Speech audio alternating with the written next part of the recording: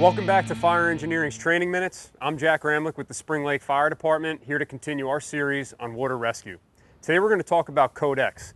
Codex is a term we use to define the search for a missing or submerged swimmer.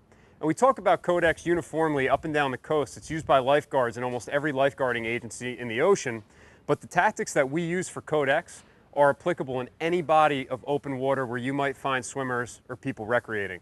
And it doesn't even need to be a lake or a river. It can be as simple as somebody from our special needs community who's prone to maybe wandering and finding a body of water, going to some sort of retention basin after some heavy rainfall and finding themselves in trouble in that body of water. So when we talk about Codex, the first 5 minutes are going to be our most critical.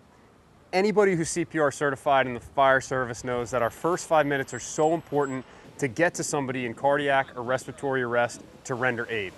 We need to get them out of the water and offer that aid. So in the first 5 minutes, we first need to determine the validity of this report. When were they last seen? Exactly where were they last seen? And how long has it been since they were last seen? We're about to upend a lot of resources, so we want to confirm that this person is in fact submerged in the water and missing. I can't give you a black and white trigger point of exactly when you need to make that decision. It's going to be dependent on the circumstances. Within those first 5 minutes, we need to make our resource requests. That's going to include our dive teams, our marine units, air support, drones, but nothing is more important than getting swimmers in the water. And when we say swimmers in a Codex situation, we're not talking about a highly trained technician level rescue swimmer. These are people who have a little bit of comfortability in the water and are readily available at the scene that we can deploy and start these searches in a Codex situation. So we've made the determination that we have a submerged swimmer.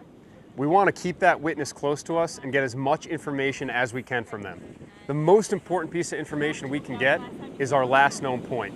That's the most likely spot where we're going to find our missing swimmer. Once we determine that last known point, we're going to mark it, hopefully with a buoy or something that we have on the apparatus that we can get out there so everyone knows our point of reference. We get the buoy out there and we take our first couple resources, whether it's an engine crew, a truck crew, whoever you might have on scene at that time, we're going to get them in the water and we're going to start doing spot dives around that last known point.